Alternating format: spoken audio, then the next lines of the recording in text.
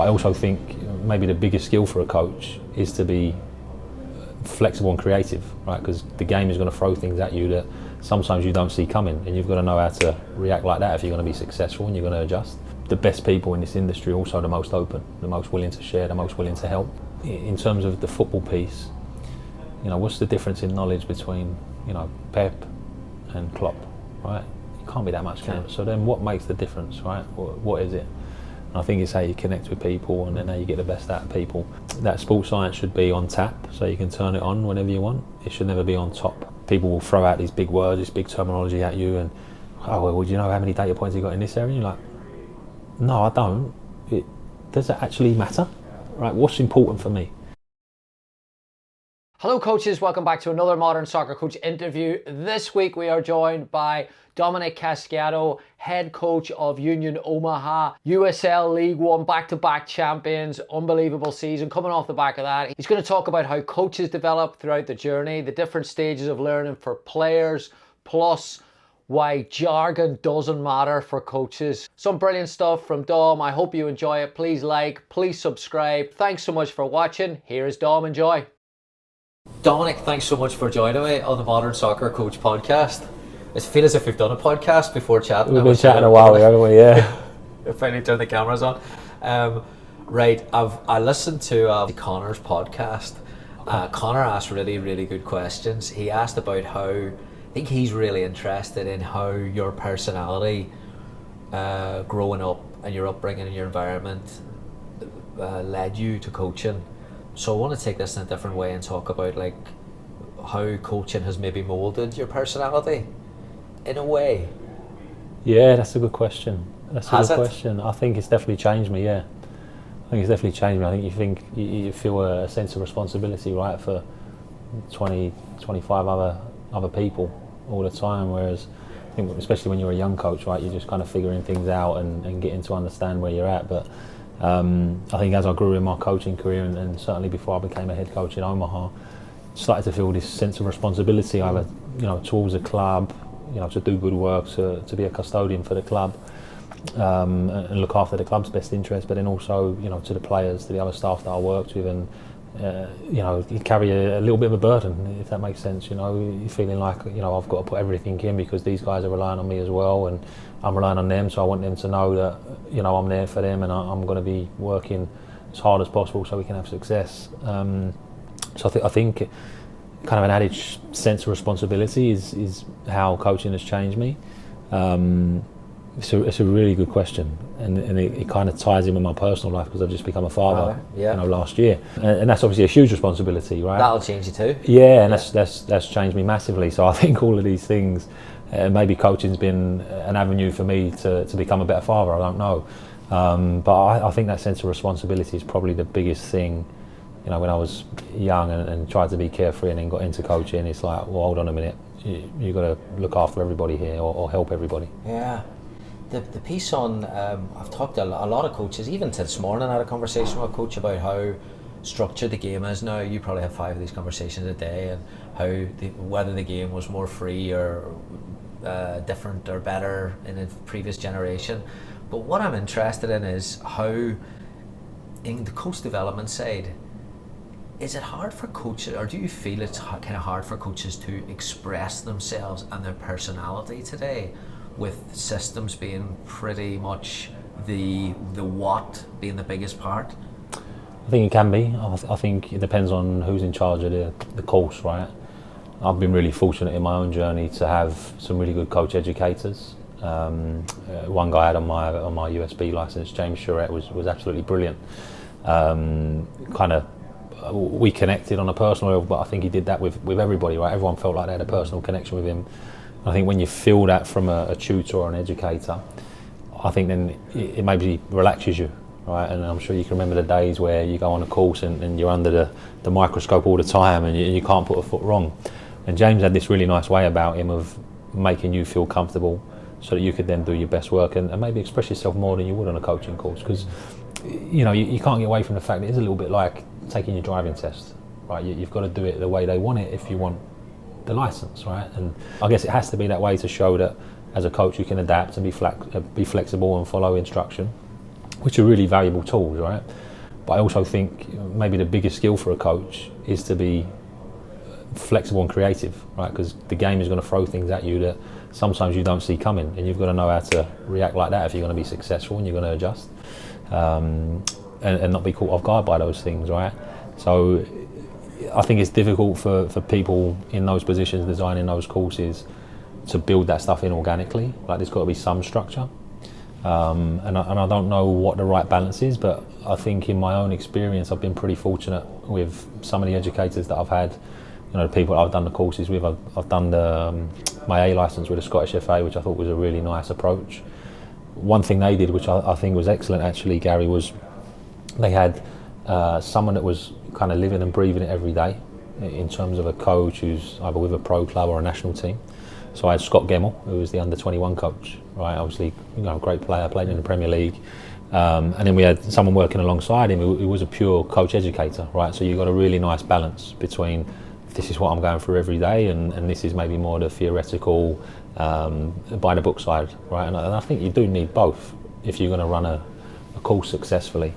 So really fortunate with that, and like I say, doing the A licence on the US side was good as well. I had Carlos Juarez for that, and James Charette with a B licence. They were excellent. So I can't complain too much, and I think these guys have difficult jobs in terms of finding the right balance between, look, you need to tick these boxes, but we also want to see your personality and how you adapt, how you can adjust to different challenges.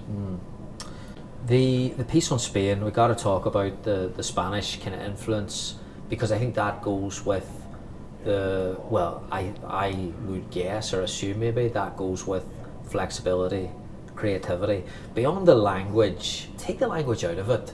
What did you learn about coaching when you worked in Espanyol and you worked in that type of culture? Like, what was it? Non-verbals? Was it the session design, or was it the way Spanish coaches, or what about it? Yeah, it was a fascinating time for me. You know, I'd always really loved Spanish football. You know, you think about those Barca teams under Pep, right?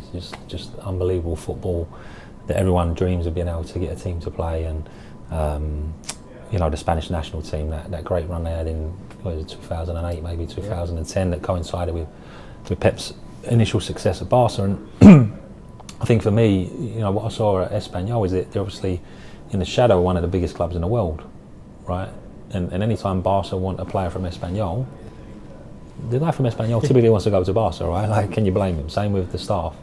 So what I've found with Espanyol, and it's funny, Gary, because more or less every club I've ever worked for, and maybe this is the case everywhere, I don't know, but every club I've worked for, I've always felt under-resourced, right? And that we were the underdog, right? And maybe that's something I create in my own mind, I'm not sure. But I've always felt that. And Espanyol, that's certainly the case. And what I saw there was just a team of staff, a team of coaches, administrators, directors that were, one, super committed to the club, super committed to protecting the club, but then also, because they were competing against one of the biggest clubs in the world for players, very, very resourceful, very creative, very flexible in terms of everything they did, whether that be their approach going into a game against Barca at, you know, under 12 level, or whether it be how they convince a parent to stay when Barca come calling, right? These type of things, you know. So I thought that was fascinating. That to me was huge in terms of what I took from it. And listen, it's not like I was you know, really important coach there, right? I was in with a pre-academy, you know, doing a little bit of everything, because they thought I was this, you know, crazy English guy that was there hanging around the place. But it was great to be integrated into that, and you know, the people that opened the doors there. Eloy Perez was a former club captain, and I remember knocking on his door and meeting him for the first time, trying to explain that I was a coach in Spain just to learn.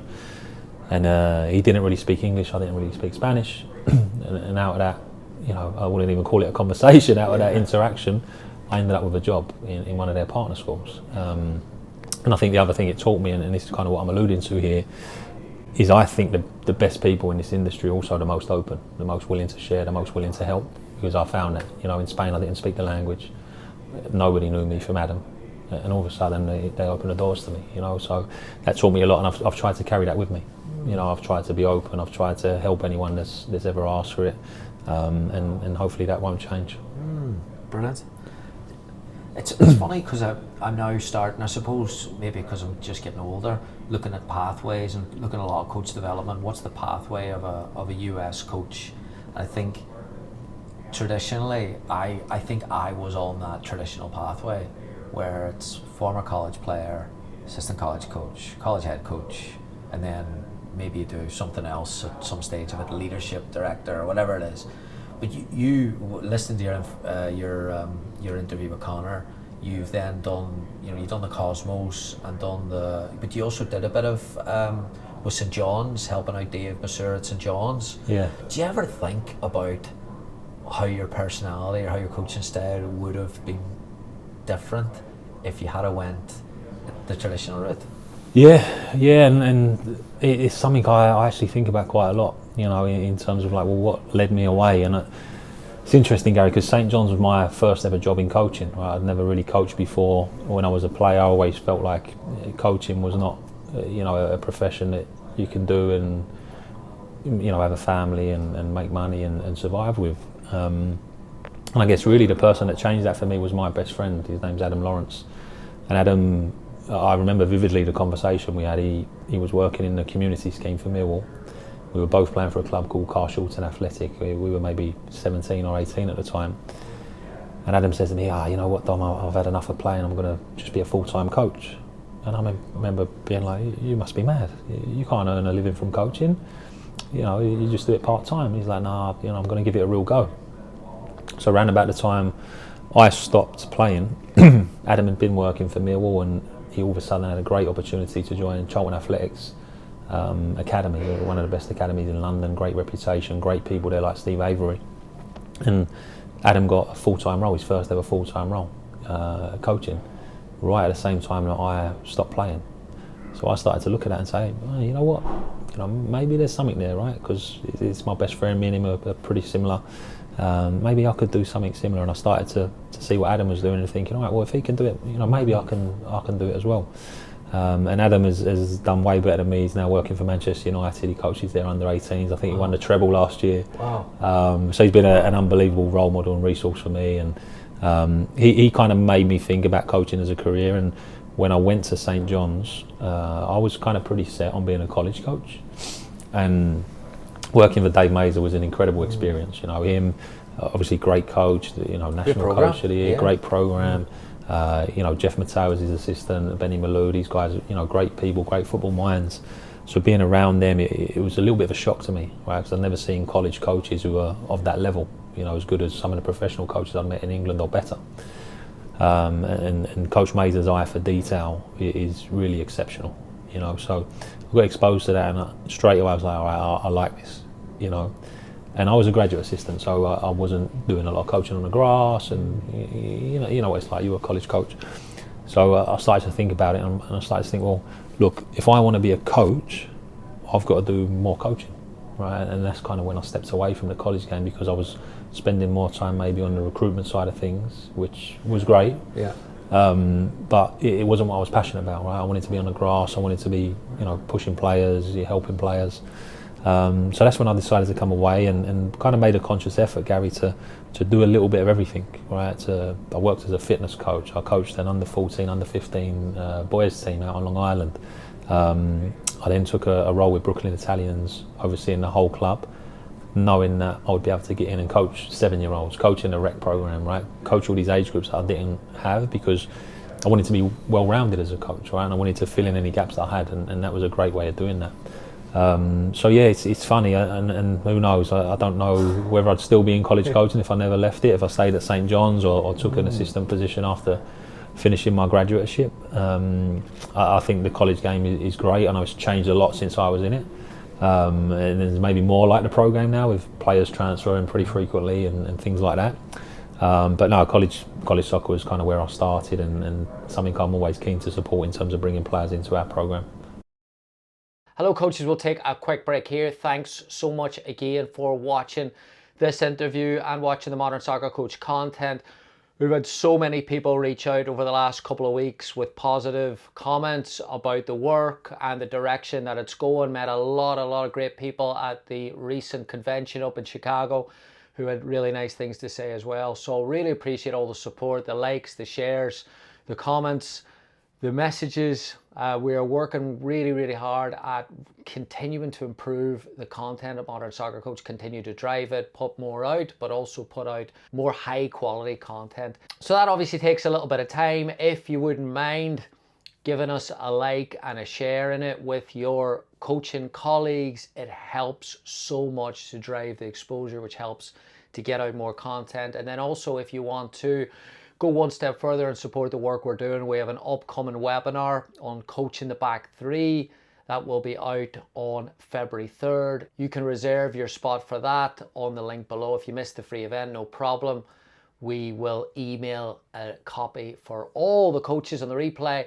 We are going to be joined by Bernat Mosquera, whose work is unbelievable. We've had him on the podcast a couple of times. He's going to do some back three work. So if you're a fan of the back three, or if you are contemplating moving into a back three, please check it out. I'll put the link below, modernsoccercoach.com/shop. You can check that out. Thanks again for all the support.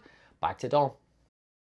Yeah, brilliant, brilliant. It's so interesting, just how people, again, how they form their coaching mindset or their coaching personality, your backgrounds and your experiences. We heard it last night at the talk.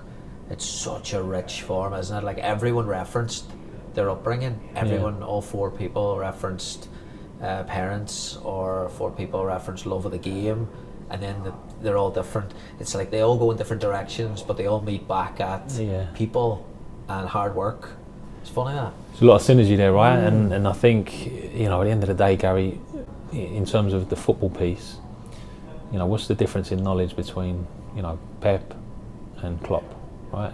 It can't be that much, can it? So then what makes the difference, right? What is it? And I think it's how you connect with people and how you get the best out of people.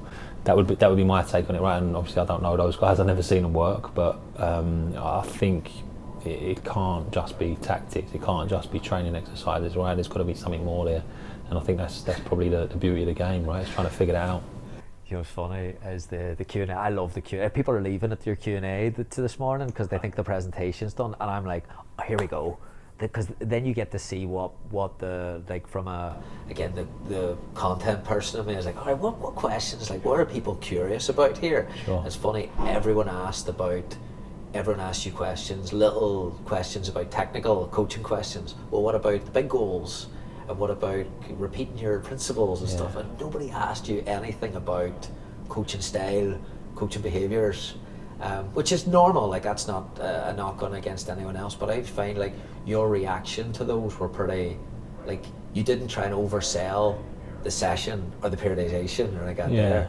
Do you believe that it's, again, it's not a binary, one or the other, but the personality and those relationships play a big part?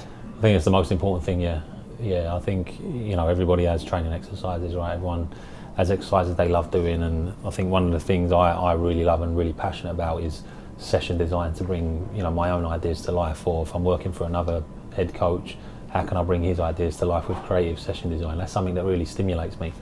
But then I also know that can't be sterile, right? That can't be, all right, it's this wonderful manicured session on paper, but then your personality's got to bring it to life. And I think the only way you can bring it to life with personality is if you have personal connection with the players, because they're not going to respond to you, right? If it's a wonderful session on paper, but you don't know how to get to this guy, you don't know how to get to this guy, I don't know how to touch you, right? So I think that's the key for me, you know. And this morning, right, it's so true. Like, people kind of zoom in on those little details, and hold on, if you zoom out a little bit, maybe you're missing something here. Maybe you're missing the most important piece, which is that for me, the soft skills or the emotional kind of EQ, right? People call it. Is that the reason behind your the rabbit slide on the hole? It's brilliant. Like, if you go down a rabbit hole, you're in danger of taking the eye off the most important thing. Is that the message behind that? A little bit. I think sometimes people talk about, you know, methodologies and game models, and, you know, data, right, is such a huge thing now in the modern game, and I see all these things and I'm like, right, all that is great, guys, and I see a lot of the language and terminology that comes along with it, and if you don't automatically understand this complicated language or terminology, you know, you got these people, oh, well, you know, you're not good enough to talk to me, or they have this sense of superiority over people, and I just don't agree with that, right? I think everybody in this game is just trying to get better, trying to learn, And I think in the process of doing that, keep things simple, keep it accessible for people, because if you're using, you know, terminology that I don't understand, right, that's not my fault, that's your fault, right? You got to get to my level, right? In as much as if I'm working with a group of players, I can't just cater to the top guy, right? I've got to cater to the weakest player in the group as well, right? So if I throw everything over his head, I've got one less player, right? If I only carry 22 pros over the course of the season, I can't really afford to do that, you know? So I think for me, and I've been there, right, where you see everyone else doing it and coming up with these terms and going into great detail and, you know, 300-page game models and things like that, and you're like, do you remember all that yourself? You know, and then you're expecting to teach your staff that and teach your players that. Like, that's a big ask. You know, you're obviously a way better coach than me if you're able to do that. So I think, like, it's easy to fall in that trap when you see other people doing it, and I guess what experience has taught me has been maybe less is more in terms of really complex ideas.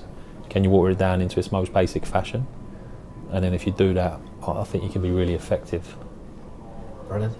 Let's bring that together then with the your scouting back. You've done a fair bit of individual scouting. Yeah. Does that give you not an advantage, but does that give you talked about being in good as many areas as you can, and always like sometimes what the collective and all these principles and sub-principles do, it brings you such a collective viewpoint, is that the player sometimes does get missed out, but rarely do individual analysts or people with an individual focus become associated with head coaching and success. Sure. Did that give you an advantage, or did that give you a focus or an edge or anywhere else that maybe you mightn't have got if you didn't do it? Yeah, it's a good question. So I never wanted to be an analyst. I made it perfectly clear. I just wanted to work on the grass with players, and then at St. John's, one of my roles was doing analysis, right? And I think I'm the type of person that I'm going to do whatever it takes for the team to be successful, and I'm not really one to complain about things. This is what the team needs, all right, I'll do it. So that's kind of how I got into it at St. John's, and helped with it on that side of things in terms of opposition scouting and individual videos, giving feedbacks for our own players. And I guess I didn't really do any more of it for a few years. When I was at Brooklyn Italians, I was the NPSL coach from like 2017 to 2019. So like my last full year in New York, I coached the team as well as being the director of the club. And then in 2018 and 2019, I just came back for the summers from Spain and coached the team. And you know, we looked at it and thought, all right, well, you know, we don't have great resources. We're up against the New York Cosmos, who dropped down from the NASL. We're playing in our league, fully professional. We had a team of college kids. So I thought, all right, well, we've got to do something to try and get a competitive edge, right? Because we're in the competition business, right? We've got to win. And analysis was a huge piece of that. So I guess it started in 2017 where I kind of revisited analysis. I had a really brilliant coach that worked with me at Brooklyn Italians called Jorge Nicora, who was a Spanish guy from Alicante, and Jorge was really, really good with analysis, very good at painting the picture, and I always just wanted to learn, so I kind of learned from Jorge. Now, fast forward a little bit, I ended up in Spain a few months later, and you know, I ended up getting a job with Espanyol, like I said, and doing some other bits and pieces, you know, working in a school, doing some coaching at an American school there. And while I was doing all these little bits and pieces to make ends meet, I wasn't earning a lot of money. So Steve Sawyer and I, a friend of mine that works with me at Brooklyn Italians, was also an ex-college coach. We said, well, you know, what if we were to help some college coaches with their opposition scouting? So we started a little company called Scouting Out. And not a lot of people know this actually, Gary. So we started this, I guess it would have been 2018. And you know, different programs hired us to do their opposition scouts, and we would prepare a 10-minute video, you know, 5 minutes in possession, 5 minutes out of possession, key things, turn it around quickly and send it over to the different programs. And it was really successful, you know, and we did that for 2 or 3 seasons, and really enjoyed it, right? Got way better at the analysis from doing it. And then in 2020 I went to work for Carlos Mendes at the Cosmos, which was really a dream come true for me, because before I had ever thought about coming to America, Adam Lawrence, who I told you about, now works for Manchester United, he and I went to watch the film Once in a Lifetime about the Cosmos. Yeah, the Cosmos one, the Pele one. Yeah, and that's kind of, that really got my juices flowing and thinking about, wow, like American soccer. So then while I was at St John's, at the end of my time there, Gio Savarese, who I just bumped into, he's involved in the relaunch of the club, and I'm seeing it all come back to life again. I'm thinking, all right, this is amazing. Now, fast forward 2018, 2019 in the NPSL, I was coming back from Spain, and we were competing against the Cosmos when Carlos Mendes was the coach. Right, so I got to know Carlos a little bit, and coming back to America in 2020, Carlos calls me. He's like, hey, I've lost my assistant. Would you have any interest in coming on board? And this was amazing for me because Carlos was the captain back when the club restarted, and I would go and watch sessions with that Gio and Carlos Hermoso were running, and be there with my notepad, So then to see that come full circle and to actually be working for the club, I was like, this is incredible, a dream come true. And Carlos was a great coach, really good at connecting with people, getting the best out of the group, and I handled a lot of the analysis for him.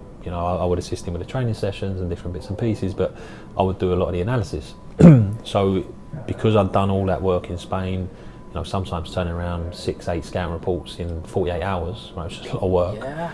I was really comfortable in that area now. So then, I guess on my next stop when I went to El Paso, under Mark Lowry, Mark was just brilliant in terms of attention to detail and always trying to get a competitive advantage.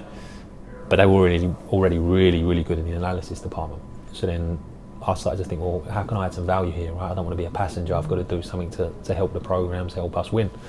And one of the things me and Mark spoke about was preparing individual videos on opponents. And then now I started to do that. Right, so it'd be 2-3 minutes on the players that we felt could have an impact on the game in the final third, and that was really good. Like, I learned a lot about the players in the USL ecosystem from doing those videos, because we'd maybe prepare 8 to 10 videos for each opponent.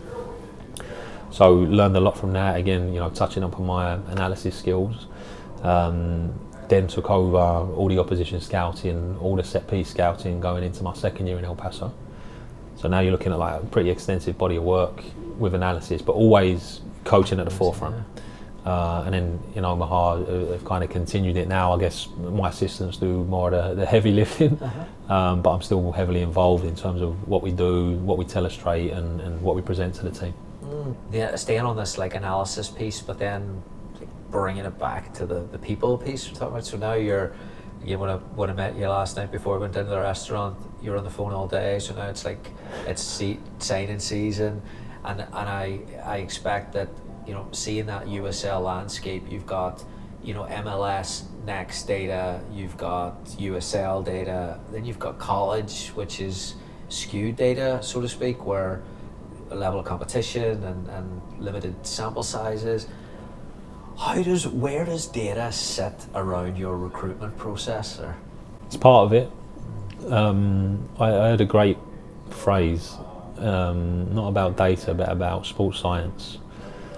That sports science should be on tap, so you can turn it on whenever you want. It should never be on top, right? And it's brilliant, isn't it? Yeah. A friend of mine, Nick Evans, shared that with me a little while ago, and basically we were talking about how sometimes sports scientists come into an environment and they tell you how much you can train, how much this guy can do, how big your area can be that you can play. And you say, hang on a minute, right? Because success for this guy, the sports scientist or the physios, looks completely different to success for the head coach, right?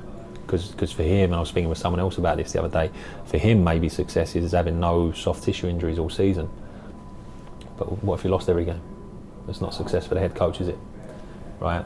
So I think it's kind of the same thing with data, right? You're seeing data now come into the games, playing a heavy role in recruitment. And I think if you always rely on data, you're going to miss players, right? I always trust my eye more than I trust the data.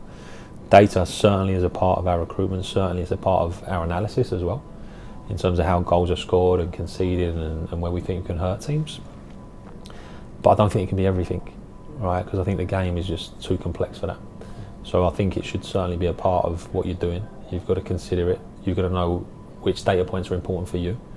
So I think that's the other piece, right? Like some people, it goes back to what we were talking about with game models and principles and sub-principles and all this, right?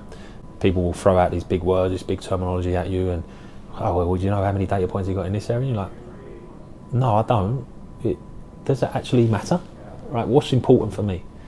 And I think understanding data is important, but then understanding, well, these are the things I value for this position, or this is what I value in the greater scheme of things, is more important, right? Because there's so much out there, it's overwhelming, right? So focusing on what is actually important and getting to the heart of it, for me, is the key. Yeah, brilliant.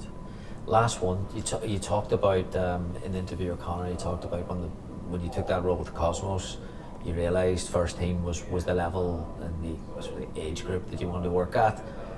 But there's obviously a massive difference between a college player and a pro player, sure, and a youth player and a pro player. What would you, to someone who hasn't experienced those differences, what advice would you have for someone if someone's saying, all right, listen, I'm just coming out of college and I want to get up the pathway and I want to get to working with those level of players? Was there any personality types or coaching skills that you say, listen, when you get to the professional level, you need to have these in check? I don't know, it's interesting, Gary, right? Because if I could kind of have an out-of-body experience and watch myself when I first started to now, obviously I'm going to see differences. But I don't know if my kind of general mindset or approach towards it up here has changed. I think I've always centred it around kind of fun and learning. And that goes back to my friend Adam. The first session I ever took on my own, I had a team at Dix Hills in Long Island, really good youth team. And somehow I ended up coaching this team, right? Really good 14, 15-year-old kids. And I'm taking them for the first time. And I've been in college soccer for 2 years, but never taken a session on my own. I always helped with different bits and pieces and the analysis, and it's like, all right, well now I'm on the grass. So I'm sitting there like trying to plan out what I'm going to do, and I'm thinking, well, I have no idea what I want to do with these kids. So I call Adam, I'm like, what should I do? He's been coaching, I don't know how many years at this point. And he says to me, Dom, you just got to make sure that they have fun and they learn something. And if you do that, they're going to keep coming back and you're going to be okay. And that has stuck with me ever since, regardless of who I'm coaching, whether it's college kids, kids in a rec program, kids at Brooklyn Italians in the under 14s, academy players. You know, we had Diego Luna, we had, you know, top young players, Diego Garcia at El Paso. Now in Union Omaha, we've got, you know, Mark Bronick, Anderson Holt, two really big talents. And then I've coached like really experienced guys, right? Antti Agoli was the captain of the Albanian national team, right? Richie Ryan, we spoke about earlier, a wonderful player, wonderful person. All these guys love football. They love it. And I think sometime along their journey, right, some of them lose that love. Things happen, the game can be pretty ruthless, right? The coaches sometimes have to make harsh decisions, so the general managers, sporting directors. And sometimes that love of the game that captures you when you're a kid, that can disappear. And then you don't enjoy it anymore, right? And I think that can happen to coaches, I think it can happen to players. So for me, if you can keep that love and that fun always at the heart of your environment, players are going to have a great time, they're going to enjoy playing for you, and they're probably going to give a little bit more, right? And if you can help a player that's maybe lost that, get it back, I think that's a really powerful thing. And then on the flip side of that, you know, when I say fun, I think some people think we show up and we're just having a jolly up, right? That's definitely not what it is. Very serious in our work, but we don't take ourselves too seriously, right? And I think there's a lot of people in our industry that do that, and I try not to fall into that trap, right? And I'm sure there's times in my career where I have, but the flip side of that is learning, right? Like I want to learn every day and be better, and I think you know, if that's my approach, that every day I just want to learn a little bit, get a little bit better, I think that can be contagious for the rest of the staff, for the rest of the players. And if you get a whole organisation that has that mindset, well, I just want to get a little bit better today, if you get everyone thinking that way, it's pretty powerful, right? So learning is an important piece as well, right? And learning looks different for, let's say, a Diego Luna, right, as a Richie Ryan, right? Diego, when I was working with Diego, when he first came in under Mark Lowry, he was 17 years old, right? And what did Diego need? Technically, he was unbelievable, right? Could do things in training that, you know, you've never seen before. Maybe need a little bit of guidance around how we wanted to play a mark system, right? That's how I teach Diego, that's learning for Diego, because the natural talent was there. You know, I wasn't going to teach him how to bend it in the top corner or beat a man. He could do that way better than me. And then maybe, you know, for someone like Richie, it was teaching him about the upcoming opponent, right? Our game plan, maybe introducing him to the coaching side of things, to show him that you cared about him. Right? Because I think when you show you care, you certainly get more out of people as well. And that's a big part of me, right? Like the people I work with, I want to enjoy their company, and I want to enjoy them as people, right? And I want to genuinely care about them. It's tough to do that if you're working with people that don't want to learn, right? That are not fun to be around. So I think learning and having fun have always been there, and it probably looks really, really different from day one of me coaching to now. And I'm sure in 10 years' time it's going to change more, but I don't really see those two things ever changing in terms of being the pillars of what I try and do. Love it. Cheeky one to finish. Coming off the big season at Omaha, some coaches approach off seasons in different ways. You know, like I always laugh. As a college coach, I would always take a big deep breath and be like, if I had a bad season, it was going to be 6 months of recruiting and getting all over the place and all that stuff. Coming off a really, really big high, but then also having the newborn and the new arrival out there.